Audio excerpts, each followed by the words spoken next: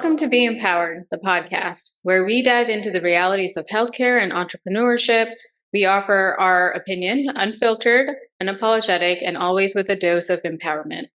We're here to amplify voices, yours and ours, challenge the status quo, and explore what it truly means to thrive. So let's get into it. I'm Dr. Santoshi Bilakota. And I'm Dr. Shala Mokbel. And today we're going to talk more about being a female in medicine and work-life balance.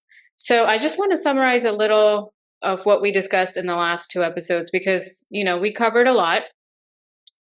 We talked about the gender pay gap. We talked about the leadership and advancement barriers for women in medicine, the higher burnout rates of women in medicine, as well as the limited progress and opportunities. We talked about how we need to increase mentorship programs for women in medicine to support their career growth. Because although 50% of US med students or all med students are women, only or less than the 15%, I believe, go on to become active physicians, about 36%, and even less, about 18%, go on to leadership positions. So we definitely need to support career growth. We need to implement pay transparency. So all physicians, not just us women, are stuck in bad contracts. And also these transparent policies would address these wage gaps. In our last episode, we talked a lot about work-life balance and the challenges of being a physician, being a mom, and being a wife all at the same time. We talked about maternity leave being a problem, dating life, fertility issues, and also childcare, balancing childcare and household duties. And so this is going to be our third episode on the topic, and we want to use this episode to share our own experiences, give some advice, and kind of just add in things that we did not get a chance to talk about in the last few episodes. So speaking of advice, Santoshi, if a medical student comes to you today, a female medical student, and asks you, what do you think? Should I hold off on having kids until my training is over? Or should I have kids now? What would be a response? So I think it will depend a lot on their marital or relationship status, right? So if you are married to someone who is going to be your forever person, you're in a healthy marriage and you are on the same page about children, I would say do it as soon as possible. I would not wait. And the reasoning behind that is I have seen this and I've seen it in myself and my colleagues as well. Those of us who have waited to have children, when you're finally at a point where I think you have the time, money, and resources to do it, you're often in a position now where you're undergoing fertility treatments, which thank God we have fertility treatments as an option, but they are very expensive. They come with their own, not just financial, but emotional distress as well. They're very, very taxing. And I personally would not recommend that for anyone. I would say do it as soon as you can. You're going to struggle either way, but this way, at least, you have your family set up, and you get to enjoy your child for maybe a little bit longer than the rest of us might who are having our children later. But more importantly, I think if you're going to struggle anyway, I would personally do it when I was younger, have more energy and have more patience. Yeah, great. I think we are on the same page. I would give the same advice. I wouldn't wait. I'm glad that I didn't wait. It was, again, my fourth year of residency and then second year of fellowship. There are other challenges with waiting as well. As you said, patience is one thing. I'm 40 years old now with my two kids. It's not that, very old age, but I can see myself that I get impatient faster, right? And especially with our job that's so demanding and so high stress. So do lose some of the patience that you have in your 20s and in your early 30s. So that has to be factored in. And the other thing is that, okay, so you have to also look at the gap. So when they're in their kind of teenage years, you will be in mid 50s, right? And then when they're in their 20s, you will be in your 60s. So Hmm. you have to also look into that. Like, what is the priority for you? You want to be part of their life. You want to be able to see your grandchildren, for example, and not just see grandchildren. You want to be that support to your kids when they grow up and when they're having kids. You want to be supportive of them. You want to be able to have the health and the energy to take care of your grandkids when needed. Because certainly, I felt that I needed more support. I wish that I had more family support, but my in-laws are older in age, and they also had their kids later in life. So I can't rely on them and not to watch my two kids while my husband and I go out to dinner or whatever. So it's not just the job is one thing, the fertility problems and the childcare is another, but also emotionally, you want to be at a state where emotionally you can, provide more. Having said that, it's not as easy to do that in residency. So now we can talk about some of the challenges that we have, you know, kids during residency. Well, first of all, the healthy lifestyle that you and I talked about this a little bit, that it's impossible to live healthy during residency, right? Um, you get so stressed out. First of all, you want to be awake and alert, and you drink a lot of coffee at nights. You might be stressed out and you want to have a glass of wine or something to relax. So it's just a vicious cycle. You don't have time to cook, you don't eat as healthy, you don't have time to exercise, so which those also lead to fertility problems. Your thoughts? No, I think 100%. I think, like I said, if you're already married and you are thinking you want to have children, do it as soon as you can, because I don't think residency is that beneficial to egg health, to be honest with you, because my fertility doctor is giving me the same advice I give our patients. Make sure you're getting sleep. Don't over caffeinate. Don't drink. Don't smoke. Don't be stressed out. He's telling me all of these things that we know inherently are good, right? These are the things that are healthy for you. But what do we do for 4 years of residency, 5 years of residency plus fellowship? We're sleep deprived. A lot of us drink alcohol. Not everyone, but a lot of us do because we're stressed. We definitely all consume caffeine. I was consuming insane amounts of caffeine because you're sleep deprived. And when you're sleep deprived and you're trying to stay awake, you're not going to eat the healthiest things. And to be honest, the hospital cafeterias don't have a lot of healthy things either. You're just going to pick up whatever you can. So all of those things and the stress, so much stress, all of that, I don't think that contributes to having positive fertility outcomes later on in life.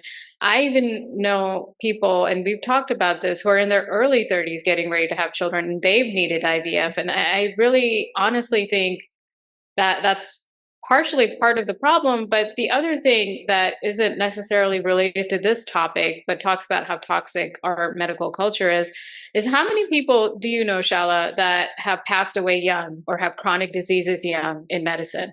Yeah, You unfortunately, know? I know a few. Yeah. And you think all that came out of nowhere? I think it's all of these things that we do to our bodies, and we have no choice but to do to our bodies because of the way the system is set up for us to train. People who are supposed to be preaching healthcare, I don't think we give ourselves that kind of grace. Definitely not. Yeah, I agree with you. And you brought up a good point. How do you know that after residency you are able to have kids? How do you know that? Yeah.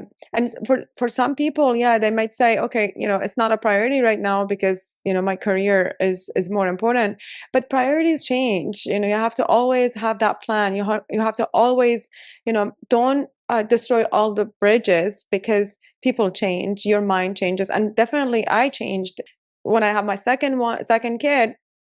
I realized that my priorities changed. My personal life should be a priority. My husband, my kids should be a priority, not my job. Right. And I think I'll even go as far as to say, Shala, if you're a woman in medicine and you're even considering having a kid, you might not, and that's okay. But if that's even a remote option or a thought, I think you should like freeze your eggs in medical school. I know that's a little drastic and probably not a lot of people want to think about it, but I think this is something we need to talk to women about because I went to medical school right after college, but that's not the norm, right? Some people take time off, they do advanced degrees. So by the time you're starting medical school, you're already maybe in your 20s.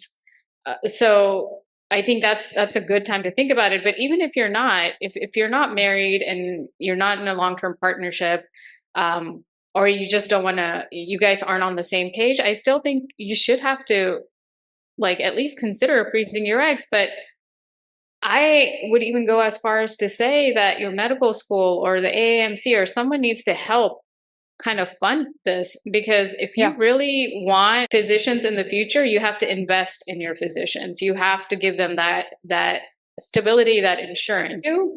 If female physicians are able to freeze their eggs very early on in med school, I mean, I think in residency it would get hard because it's a lot of appointments. I think med school is actually the best time to do it. But I think a lot Yes. of people don't consider it or do it because it's not financially feasible. Like I got a low interest credit card and just did it and paid it off. And I think that's the right way to do it if you are considering doing it.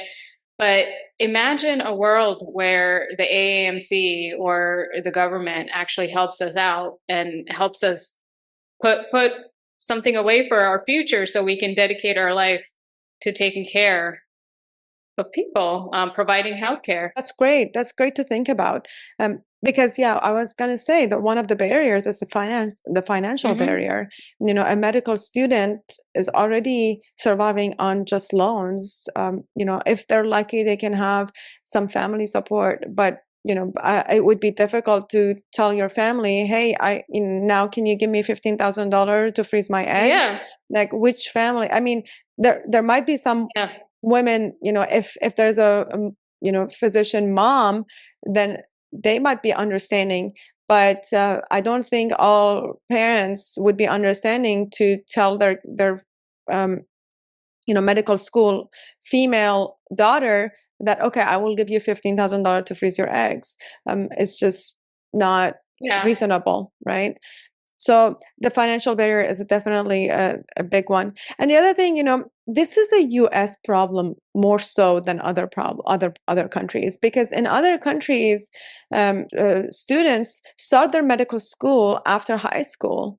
They don't have to do 4 years of college degree, so they are earlier. They finish earlier.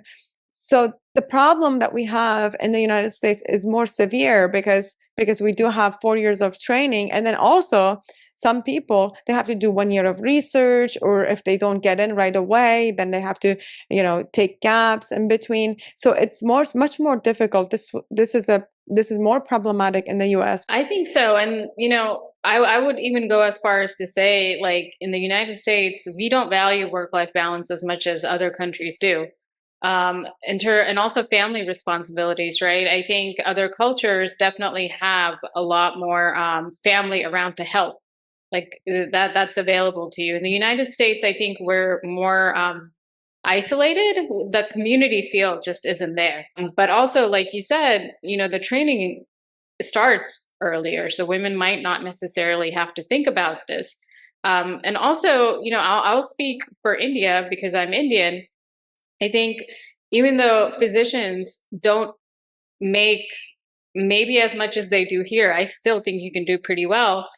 That money goes further in India, meaning you can outsource for childcare, for someone to help you with your household duties, for someone to help drive you to work and back if you need it. So it's easier to outsource some of that help, and we just don't have those options here in the United States. And the big thing, they don't have loans. They don't have Oh yeah, that's the biggest thing. 400,000, yeah, the 400,000 plus dollar loan that they have to pay off right Right. after they finish, and which which makes it difficult to have childcare support.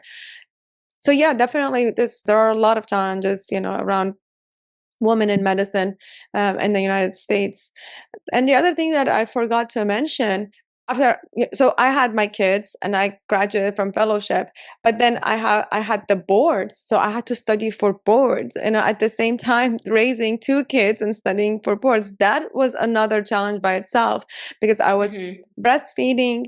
I had to request accommodation for my boards, and go breast pumping in the between my sections. So that was another kind of thing that people don't think about, right? That our male counterparts, they don't think about that. They don't have that problem.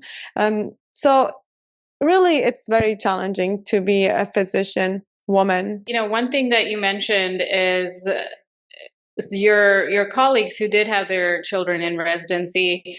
A lot of them had non-physician partners, and I think a lot of women who are able to do that earlier do, either have family help or they have non-physician partners who are able to help. I think it's very, very difficult if you're a two-physician family, which is the opposite of how you think it might be. Yeah, no, I agree. And that's what happened. Basically, my friends who had their kids, actually, there was one co-resident that had two kids during her residency, which was amazing to me. She had one kid doing PGY 2 year and another one doing PGY 4 year.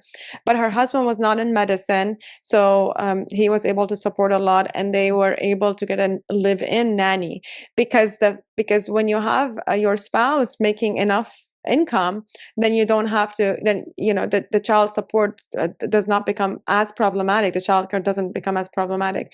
But for us, for sure, two physicians earning very low and working a lot, it's not easy. And it worked out for us because it was just the last few months, and my husband started his attending job, earning more, so we were able to pay for child support. But otherwise it would be very difficult. Yeah, it would. And I think my biggest piece of advice would be, yes, start early if you can.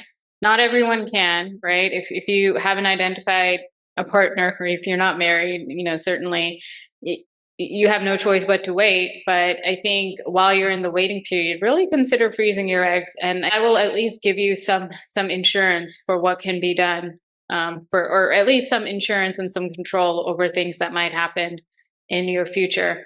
And I really do think we need to do better in terms of female physicians, as far as things that you mentioned, Shala. I know you mentioned breast pumping. That's something that I've seen my colleagues just doing in like the workroom, because there's no separate pumping area.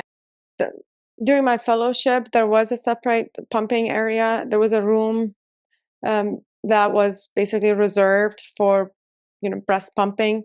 Um, Hmm. so so I used that room, um, but I still had to kind of you know I felt that at times like I'm missing out on things because I had to go to this room for 30 minutes twice a day, to be able to do this. Um, so I felt that I'm missing out on some aspects of my training because of that, but I had to do it. Again, this comes down to priorities, that you have to prioritize your personal life. You have to prioritize the health of your kids. Also, you have to prioritize your marriage, because all of this is related to each other. All of what you do um, is related, to your personal life. And one thing we didn't even mention is the rate of divorce is high in healthcare as Yeah. well. I don't have the exact number, but I know it's pretty high, especially for female physicians. And I think that's because we try to do what we can at home, we try to do what we can at work, and once you're given 100% everywhere else, what do you have left to give your partner? I think that's something that we should talk about. It's hard to maintain a happy marriage, especially in a two physician like household. I think you guys, obviously are doing a very good job, but I know a lot of female physicians who have been divorced due to things related to the lack of time that they have, how busy they are at work. Their partner, if they're not in medicine, might not fully understand. And even if they are in medicine, they might be busy doing their own thing. So you don't have time to spend together. Well, women physicians definitely handle more childcare and household responsibilities than their male colleagues. And this was even in the past. We know that, in the past, male physicians would not contribute much, to the household responsibilities and childcare responsibilities. And but a lot of them, had wives that were not, did not need to work, and so were able to contribute to the to the household responsibilities and childcare 100% of the time. So there was one parent always present in the children's life. But nowadays, that's not the case. You need both parents to work to survive, thanks to our economy. So it's more challenging.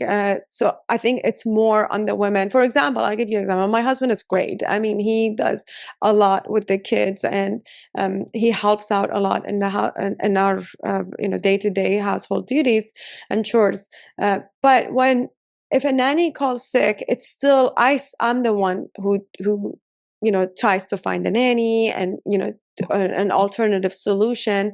And even though he tries to help, but it's just ultimately I feel that it falls on me to uh, um, to find a solution. And I think as women, we inherently pick up a lot more of the slack at home. I think just everything that you mentioned, Shala, and we've talked about in the last couple of episodes ties back to the very first thing we talked about, which is career growth. How is it possible for us to have career growth when you're dealing with all of these things? And these are all things that are unique to being a female in medicine. Men don't have to deal with this. They don't have to worry about their fertility. They're not the primary caregiver at home often if they are in a two physician family. They don't have some of the mom guilt, I think, that mom physicians have.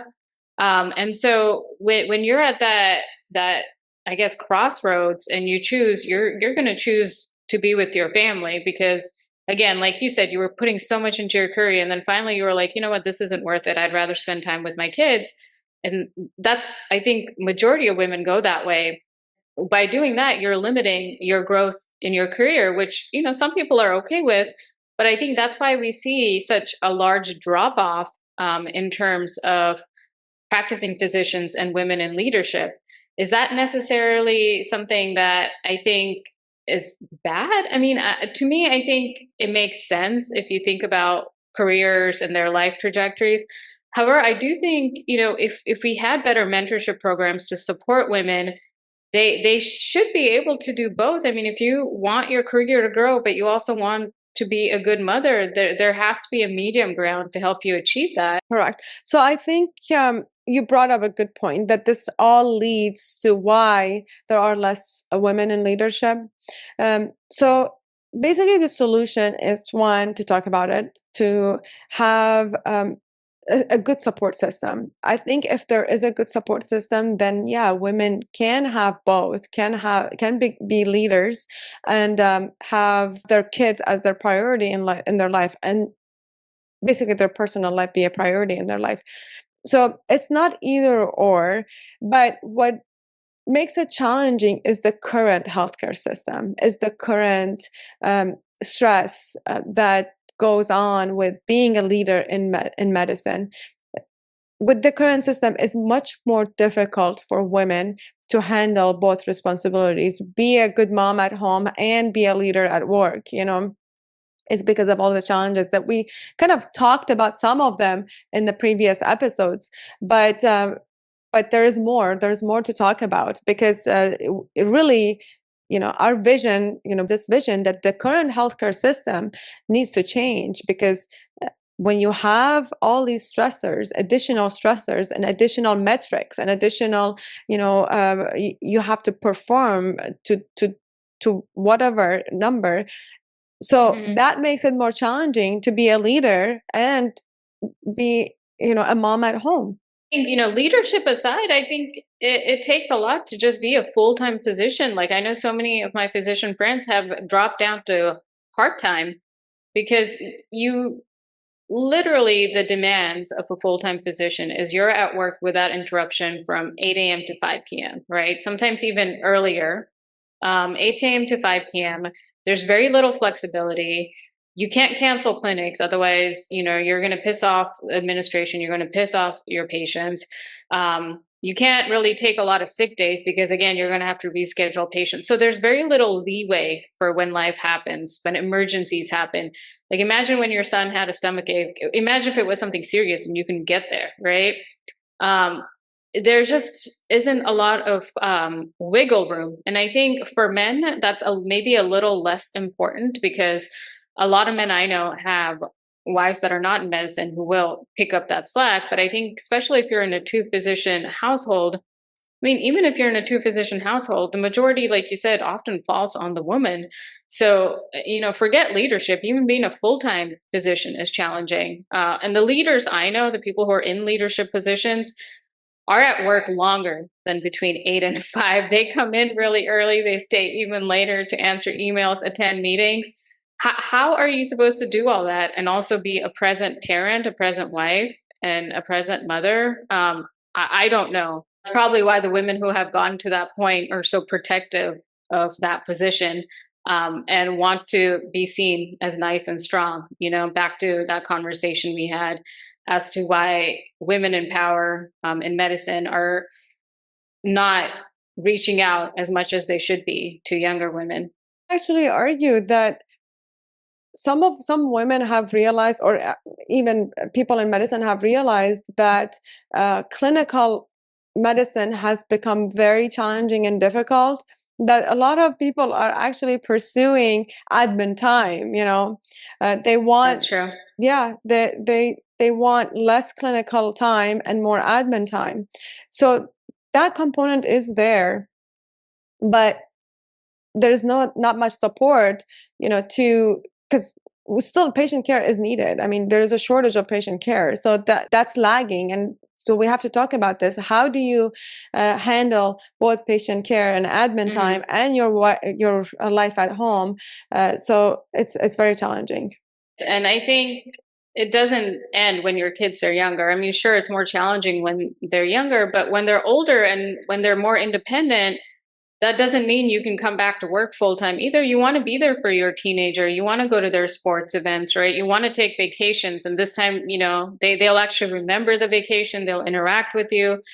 You want to experience your child as they're growing up. And so I think this is definitely a conversation that we need to keep having, because it doesn't just end at fertility and when to get pregnant. It's also, how do you maintain a good mother and also being a physician? Or do you not, do you just say, you know what, I'm done being a clinical doctor. I'll just go into admin, like you said, which you're right. A lot of people are doing that. I mean, I'm even considering that myself, some days. So I think it definitely is a conversation we need to keep having. So just to wrap, basically we talked about, the gender bias and pay transparency as one solution to address that. We talked about having prepared, even in medical school, do the egg freezing early on. Make sure you have a plan. Okay, don't postpone everything. Prioritize your personal life early on. Even if you're going through medical school, your residency, set boundaries and prioritize your personal life. Know the challenges with having kids and what you need to be prepared for. Childcare is an issue. Be prepared financially as well. If you have a good support system, good partner, the sooner you start, the better it is.